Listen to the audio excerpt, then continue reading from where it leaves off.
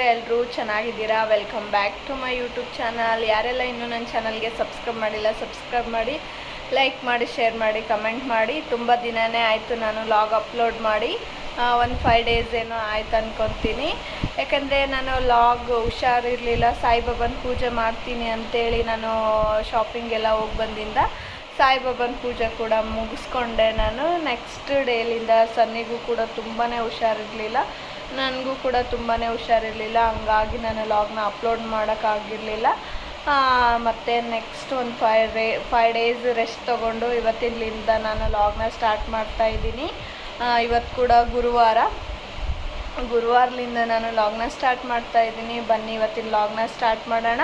And ನಾನೇನು ಗುರುವಾರ ಪೂಜೆ ಮಾಡಿದ್ನಲ್ವ, ಅದನ್ನು ಸ್ವಲ್ಪ ಅಲ್ಲಿ ಇಲ್ಲಿ ಸ್ವಲ್ಪ ಕ್ಲಿಪ್ಸ್ ತೊಗೊಂಡಿದ್ದೀನಿ, ಅದನ್ನು ಕೂಡ ಈ ವಿಡಿಯೋದಲ್ಲಿ ಅಪ್ಲೋಡ್ ಮಾಡ್ತೀನಿ ಅಂತ ಹೇಳ್ತಾ ಬನ್ನಿ. ಇವತ್ತು ಸಾಯಂಕಾಲದಿಂದ ನಾನು ವ್ಲಾಗ್ ಸ್ಟಾರ್ಟ್ ಮಾಡ್ತಾಯಿದ್ದೀನಿ. ಒಂದು 6 ಗಂಟೆ ಎಲ್ಲ ಆಗಿದೆ.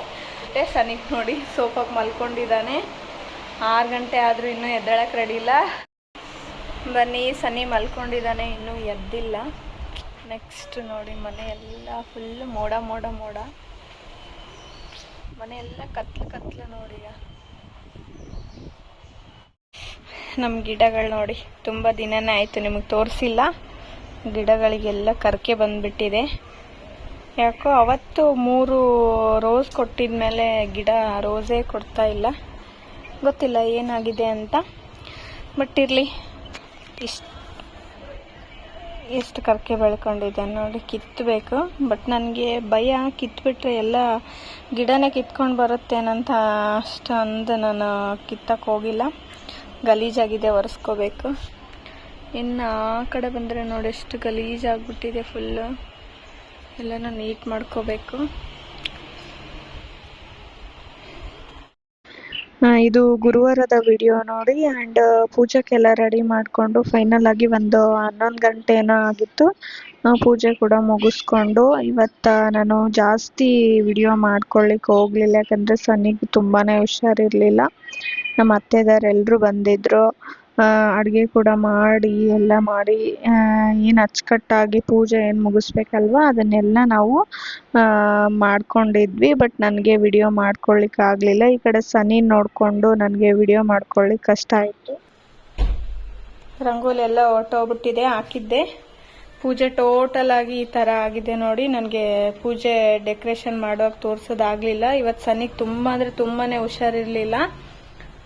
ಹಾಗಾಗಿ ನಾನು ಏನು ಪ್ರಿಪ್ರೇಷನ್ ಮಾಡ್ಕೊಳ್ದೆ ಮಾಡಿರೋದಿದು, ತೋರ್ಸೋಕ್ಕಾಗಲಿಲ್ಲ. ಕೊನೆ ಟೈಮಲ್ಲಿ ತೋರಿಸ್ತಾ ಇದ್ದೀನಿ. ಪೂಜೆ ಕಂಪ್ಲೀಟ್ ಆಗಿದೆ ಇವಾಗ. ಬನ್ನಿ ಮಂಗಳಾರತಿ ಮಾಡೋಣ ಎಲ್ಲರೂ ಸೇರಿ. ಆ್ಯಂಡ್ ಪೂಜೆ ಎಲ್ಲ ಕಂಪ್ಲೀಟ್ ಆಯಿತು, ಮಂಗಳಾರತಿ ಕೂಡ ಮಾಡಿ. ಆ್ಯಂಡ್ ನಾವು ಇಲ್ಲಿನ ಮುತ್ತೈದೆಯರಿಗೆ ಊಟ ಮಾಡಿಸ್ಲಿಲ್ಲ. ನಾನು ಡೈರೆಕ್ಟಾಗಿ ಸಾಯಿಬಾಬಾನ ದೇವಸ್ಥಾನಕ್ಕೆ ಹೋಗಿ ಅಲ್ಲಿ ಮುತ್ತೈದೆಯರಿಗೆ ಉಡಿ ತುಂಬಿ ಆ್ಯಂಡ್ ಅಲ್ಲೇ ನಾನು ಎಲ್ಲ ಪ್ರಸಾದನ ಬಂದು ಭಕ್ತಾದಿಗಳಿಗೆ ನಾನು ಪ್ರಸಾದನ ಕೊಟ್ಬಿಟ್ಟು ಬರೋಣ ಅಂತ ಪ್ಲ್ಯಾನ್ ಮಾಡಿಕೊಂಡು ಬಾಬಾ ದೇವಸ್ಥಾನಕ್ಕೆ ಸಾಯಂಕಾಲ 6 ಗಂಟೆಲಿಂದ, ಅಂದರೆ ಎಲ್ಲರೂ ಪೂಜೆಗೋಸ್ಕರ ಅಂತೇಳಿ ತುಂಬ ಜನ ಹೆಣ್ಮಕ್ಳು ಬಂದಿರ್ತಾರೆ ಅಂತ ಅಂದ್ಬಿಟ್ಟು ನಾನು ಸಾಯಂಕಾಲನೇ ಹೋಗ್ತಾ ಇದ್ದೀವಿ ನೋಡಿ ಸನಿನ ಕರ್ಕೊಂಡು. ಸನಿಗೂ ಒಂದು ಬ್ಲೂ ಕಲರ್ದು ಕುರ್ತಾ ಹಾಕಿದ್ದೆ, ಚೆನ್ನಾಗಿ ಕಾಣಿಸ್ತಾ ಇದ್ದ ಅವನು. ತುಂಬ ಅಂದರೆ ತುಂಬ ಚೆನ್ನಾಗಿ ಕಾಣಿಸ್ತಾ ಇದ್ದ. ಹುಷಾರಿರಲಿಲ್ಲ, ಬಟ್ ಸಿರಪ್ ಎಲ್ಲ ಹಾಕಿದ್ದೆ. ಹುಷಾರಾಗಿದ್ದ, ಕರ್ಕೊಂಡು ಹೋಗಿ ಬಂದ್ಬಿಡೋಣ ಅಂತೇಳಿ ಕರ್ಕೊಂಡು ಹೋಗ್ತಾ ಇದ್ದೀನಿ ನೋಡಿ. ಅಲ್ಲೆಲ್ಲ ಬಾಬಾನ ಪೂಜೆ ಎಲ್ಲ ಚೆನ್ನಾಗಾಯಿತು. ನೆಕ್ಸ್ಟ್ ಮನೆಗೆ ಬಂದ್ವಿ ನೋಡಿ, ಎಲ್ಲ ಮುಗಿಸ್ಕೊಂಡು. ಗುರುವಾರದ ವಿಡಿಯೋ ನೋಡ್ಕೊಂಡು ಬಂದ್ರಲ್ವಾ, ಇಷ್ಟ ಆಗಿತ್ತು ವಿಡಿಯೋ. ನಾನು ಸ್ವಲ್ಪ ಮಾತ್ರ ಕ್ಲಿಪ್ಸ್ ತೊಗೊಂಡಿದ್ನಲ್ವ, ಹಂಗಾಗಿ ಈ ವಿಡಿಯೋದಲ್ಲೇ ನಾನು ಅಪ್ಲೋಡ್ ಮಾಡ್ತಾ ಇದ್ದೀನಿ. ಇನ್ನು ಸಾಯಂಕಾಲ ನಾನು ಸ್ವಲ್ಪ ಕಿರಾಣಿ ಐಟಮ್ನ ಎಲ್ಲನೂ ಫಿಲಪ್ ಮಾಡಿ ಇಡೋದಿತ್ತು. ದಿನಸಿ ಎಲ್ಲ ಖಾಲಿ ಆಗೋಗಿದ್ವ ಬಾಕ್ಸಲ್ಲಿ, ಒಂದೊಂದಾಗಿ ಎಲ್ಲನೂ ಫಿಲ್ ಮಾಡಿ ಇಡ್ತಾ ಇದ್ದೆ. ಸಾಯಂಕಾಲ ಏನಿರುತ್ತೆ ಹೇಳಿ, ನಮ್ಮ ಮನೆ ಹೆಣ್ಮಕ್ಳಿಗೆಲ್ಲ ಕೆಲಸ ನಾರ್ಮಲ್ ಆಗಿ ಇದೆ ಅಲ್ವಾ, ಅಡುಗೆ ಮನೆ ಕೆಲಸ ಅದೇ ಮಾಡ್ಕೊತಾ ಇದ್ದೀನಿ ನೋಡಿ. ಏನಪ್ಪ ಅಂತಂದರೆ ಕಿರಾಣಿನ ಎಲ್ಲ ಫಿಲ್ ಮಾಡ್ಕೊಂಡು ಇಟ್ಕೊತಾ ಇದ್ದೆ. ಆ್ಯಂಡ್ ಇನ್ನೂ ನಮ್ಮ ಹಸ್ಬೆಂಡ್ ಕೂಡ ಬಂದಿರಲಿಲ್ಲ. ಸನಿ ಕೂಡ ಮಲ್ಕೊಂಡು. ಏನು ತಂದಿ?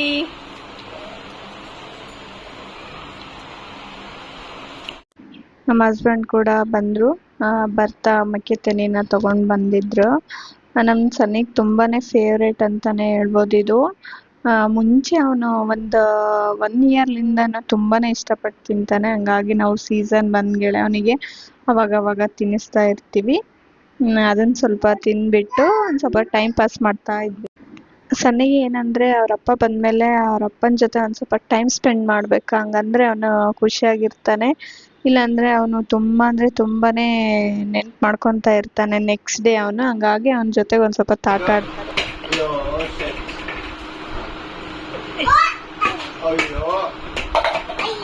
ಹತ್ರ ಹೋಗ್ಯಾಕ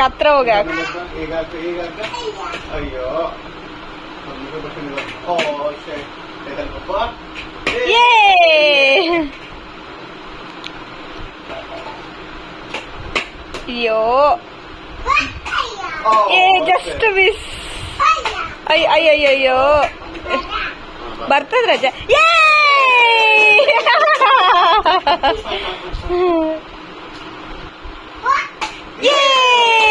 ಸೂಪರ್ ಬಂಗಾರ.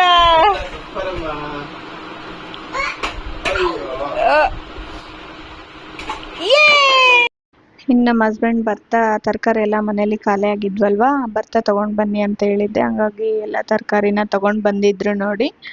ಇನ್ನೇನಪ್ಪ ಅಂದ್ರೆ ನಮ್ಮ ಮನೇಲಿ ಜಾಸ್ತಿ ನಾನು ಸೊಪ್ಪು ಯೂಸ್ ಮಾಡ್ತೀನಿ. ಹಂಗಾಗಿ ಏನೇನು ಸೊಪ್ಪು ಸಿಗುತ್ತೆ ಎಲ್ಲಾನು ತಗೊಂಡ್ ಬನ್ನಿ ಅಂತ ಹೇಳ್ತಿದ್ದೆ.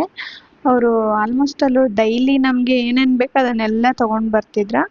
ಬಟ್ ಇವತ್ತೇನು ಮಾಡ್ಬಿಟ್ಟಿದ್ದಾರೆ ಅಂತಂದ್ರೆ ಒಂದು 2 ಸೊಪ್ಪನ್ನ ಜಾಸ್ತಿ ತಗೊಂಡ್ ಬಂದಿದ್ದಾರೆ. ನನಗೆ ಅವು ಯಾವಂತಾನೆ ಗೊತ್ತಿರಲಿಲ್ಲ. ಬಟ್ ನೋಡೋಣ ಟ್ರೈ ಮಾಡೋಣ ಅಂತ ಅಬ್ಸರ್ವ್ ಮಾಡ್ತಾ ಇದ್ದೆ ನೋಡಿ. ಹೊಸ ಥರದ ಸೊಪ್ಪು, ನನಗೆ ಅಷ್ಟೊಂದು ಯಾವಂತ ಗೊತ್ತಾಗ್ತಾ ಇರಲಿಲ್ಲ. ಇನ್ನೊಂದು, ನಾನು ಇದುವರೆಗೂ ಆ ಥರ ತಿಂದಿದ್ದೀನೋ ಗೊತ್ತಿಲ್ಲ. ಮನೇಲಿ ಅಮ್ಮ ಮಾಡಿರ್ತಾರೆ ಬಟ್ ಇದೆ ಅಂತ ಗೊತ್ತಿರಲ್ಲ ನನಗೆ. ಹಾಗಾಗಿ ಅದನ್ನ ಅಬ್ಸರ್ವ್ ಮಾಡಿ ನೋಡ್ತಾ ಇದ್ದೆ ಯಾವ್ದಿದು ಅಂತ. ನನಗೆ ಇವೆರಡು ಸೊಪ್ಪು ಯಾವಂತಾನೆ ಗೊತ್ತಾಗ್ತಾ ಇಲ್ಲ. ನಿಮ್ಗೆ ಏನಾದ್ರೂ ಗೊತ್ತಾಗಿದ್ರೆ ಕಮೆಂಟ್ ಬಾಕ್ಸ್ ಅಲ್ಲಿ ಕಮೆಂಟ್ ಹಾಕಿ. ನಿಜ ಇದು ಯಾವ ಸೊಪ್ಪು ಗೊತ್ತಾಗ್ತಾ ಇಲ್ಲ, ಇದು ಯಾವ ಸೊಪ್ಪು ಅಂತ ಗೊತ್ತಾಗ್ತಾ ಇಲ್ಲ. ಇದು ಈ ತರ ಕಲರ್ ಕಲರ್ ಕಲರ್ ಇವೇನು ಎಲೆಯಲ್ಲಿದೆಯಲ್ಲ, ಪಿಂಕ್ ಪಿಂಕ್ ಪಿಂಕ್ ಪಿಂಕ್ ಬಂದಿದೆ. ಈ ತರ ಹೂ ಇದೆ ನೋಡಿ. ಇವ್ಯಾವ ಸೊಪ್ಪು ಅಂತ ನನ್ಗೆ ಎರಡು ಗೊತ್ತೇ ಆಗ್ತಾ ಇಲ್ಲ. ನಮ್ಮ ಮನೆಯವರು ಸೊಪ್ಪಿಂದು ಶಾಪ್ ಇರುತ್ತಲ್ಲ, ಅಲ್ಲೆಲ್ಲ ಸೊಪ್ಪುಗಳು ಇಟ್ಬಿಟ್ಟಿದ್ದಾರೆ, ಅಲ್ಲೆಲ್ಲ ತಂದ್ಬಿಟ್ಟಿದ್ದಾರೆ. ನನ್ಗೆ ಇವೆರಡು ಯಾವಂತಾನೆ ಗೊತ್ತಿಲ್ಲ, ಹೆಂಗ್ ಮಾಡ್ಬೇಕಂತಾನು ಗೊತ್ತಿಲ್ಲ. ನೋಡೋಣ, ನಿಮಗ್ ಗೊತ್ತಿದ್ರೆ ಕಮೆಂಟ್ ಬಾಕ್ಸ್ ಅಲ್ಲಿ ಕಮೆಂಟ್ ಹಾಕಿ. ಇದೇ ಬೇರೆ ಅನ್ಸುತ್ತೆ, ಇದೇ ಬೇರೆ ಅನ್ಸುತ್ತೆ ಮೋಸ್ಟ್ಲಿ. ನೋಡೋಣ, ಬನ್ನಿ ಎಲ್ಲ ಸೊಪ್ಪುಗಳನ್ನ ಬಿಡಿಸಿ ಬಿಡಿಸಿ ಇಟ್ಬಿಡೋಣ. ಆಮೇಲೆ ತರಕಾರಿ ಜೋಡಿಸ್ಕೊಳ್ಳೋಣ. ನಾನು ಎಟ್ ಎ ಟೈಮ್ ಎಲ್ಲ ಒಮ್ಮಲ್ಗೆ ಸೊಪ್ಪನ್ನ ತಂದಾಗ ಯಾವ ಥರ ಮೇಂಟೈನ್ ಮಾಡಿ ಇಡ್ತೀನಿ ಅಂದರೆ, ಎಲ್ಲನೂ ನೀಟಾಗಿ ಕಟ್ ಮಾಡ್ಕೊಂಡು ಬಿಡ್ತೀನಿ. ಹಾಗೆ ಇಟ್ಟರೆ ಫ್ರಿಜ್ಜಲ್ಲಂತೂ ಜಾಗ ಸಾಕಾಗಲ್ಲ, ನಿಮಗೆ ಗೊತ್ತಿರೋ ಹಾಗೆ.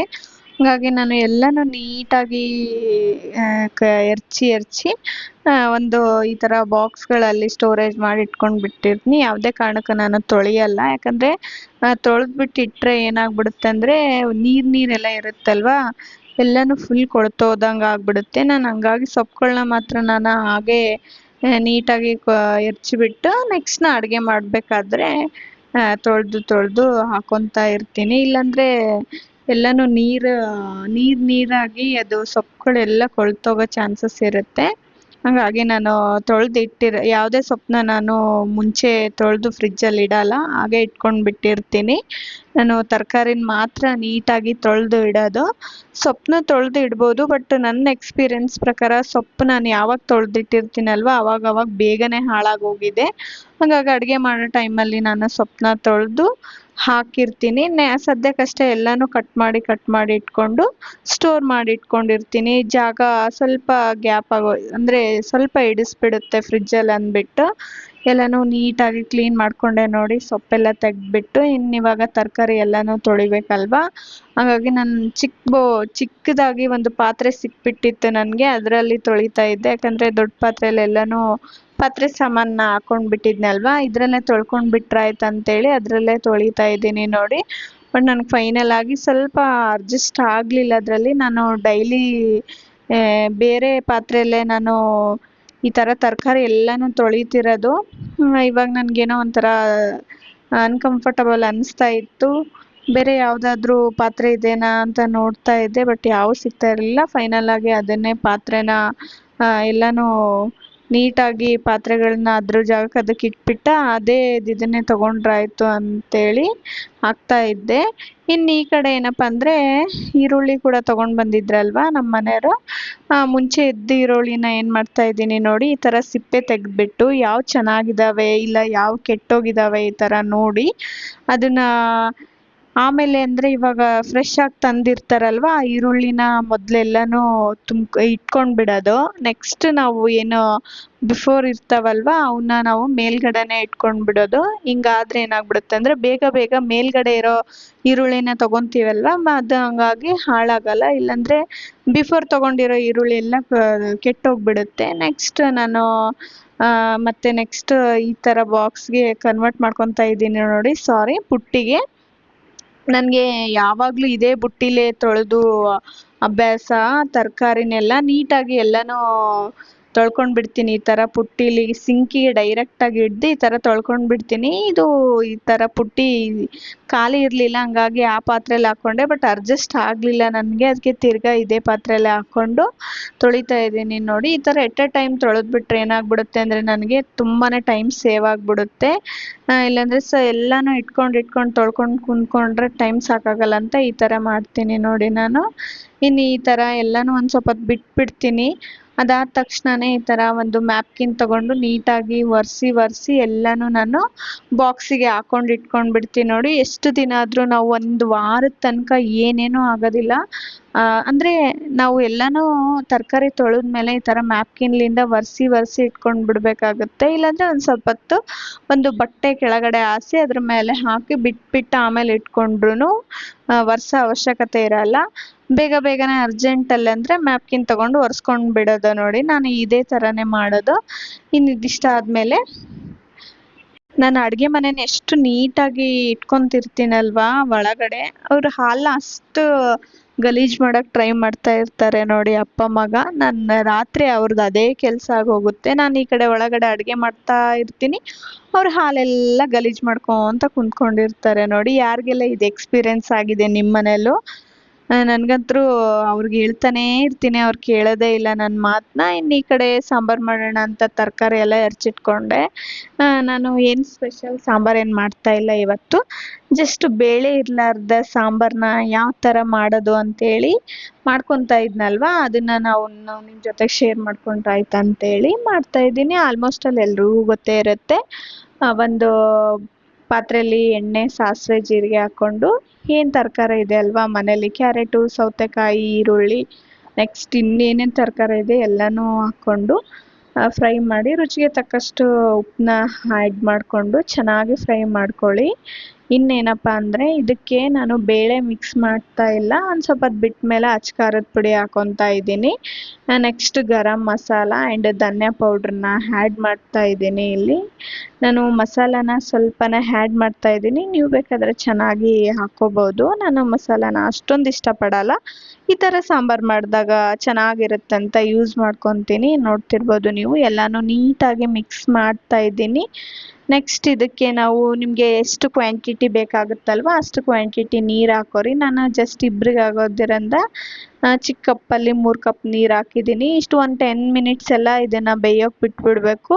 ಆವಾಗ ಇನ್ನು ತರಕಾರಿ ಎಲ್ಲನೂ ನೀಟಾಗಿ ಬೆಂದಿರುತ್ತೆ. ನೆಕ್ಸ್ಟ್ ಇದಕ್ಕೆ ಶೇಂಗದ ಪುಡಿ ಇರುತ್ತಲ್ವ, ಅದನ್ನು ಒಂದು 3 ಸ್ಪೂನ್ ಇಲ್ಲ ಒಂದು 4 ಸ್ಪೂನ್ ಹಾಕ್ಕೊಳ್ಳಿ. ತುಂಬ ಚೆನ್ನಾಗಿ ಗಟ್ಟಿಗಾಗೋ ತನಕ ಅದನ್ನು ಕೂಡ ಚೆನ್ನಾಗಿ ಕುದಿಸ್ಕೊಳ್ಳಿ. ನಾನಿಲ್ಲಿ ಏನು ಮಾಡಿದ್ನೆ ಅಂದರೆ ಅರಿಶಿನ ಸ್ಕಿಪ್ ಮಾಡಿಬಿಟ್ಟಿದ್ದೆ ಆಗಲೇ, ಅದನ್ನು ಕೂಡ ಆ್ಯಡ್ ಮಾಡ್ತಾ ಇದ್ದೀನಿ. ಸ್ವಲ್ಪ ಹೊತ್ತು ಒಂದು 5 ಮಿನಿಟ್ಸ್ ಎಲ್ಲ ಕುದಿಸ್ಕೊಂಡ್ಬಿಟ್ರೆ ಸಾಂಬಾರು ರೆಡಿ ಆಗುತ್ತೆ ನೋಡಿ. ಸಿಂಪಲಾಗಿ ಈಸಿಯಾಗಿ ಬೇಗ ಒಂದು 5 ಮಿನಿಟ್ಸಲ್ಲಿ ಮಾಡ್ಕೊಂಡು ಬಿಡ್ಬೋದು. ನೋಡಿದ್ರಲ್ವ ಎಷ್ಟು ಬೇಗನೆ ಆಗೋಯ್ತು ಅಂತೇಳಿ. ಇನ್ನು ಈ ಕಡೆ ಎಲ್ಲನೂ ಅಡುಗೆ ಆದಮೇಲೆ ನೀಟ್ ಮಾಡ್ಕೊತಾ ಇದ್ದೀನಿ. ಒಂದು ಸಲ ಮಾಡ್ಕೊಂಡು ಬಿಟ್ಟರೆ ಎಲ್ಲನೂ ಗಲೀಜು ಹೋಗ್ಬಿಡುತ್ತೆ ಅಂದ್ಬಿಟ್ಟು ಎಲ್ಲನೂ ಮಾಡಿಕೊಂಡು ಇನ್ನು ಈ ಕಡೆ ನಾನು ನಮ್ಮ ಉತ್ತರ ಕರ್ನಾಟಕದ ಕಡೆ ಖಡಕ್ ಪಾಲಕ್ ರೊಟ್ಟಿ ಇರುತ್ತಲ್ವ ಅದ್ರ ಮೇಲೆ ಈ ಸಾಂಬಾರ್ ಹಾಕೊಂಡು ತಿಂದ್ರಂತೂ ಸಖತ್ತಾಗಿರುತ್ತೆ ನೋಡಿ. ಐ ಹೋಪ್ ಈ ವಿಡಿಯೋ ಇಷ್ಟ ಆಗಿದೆ ಅನ್ಕೊಂತೀನಿ. ಇಷ್ಟ ಆದರೆ ಒಂದು ಲೈಕ್ ಶೇರ್ ಕಮೆಂಟ್ ಮಾಡಿ. ಬಾಯ್.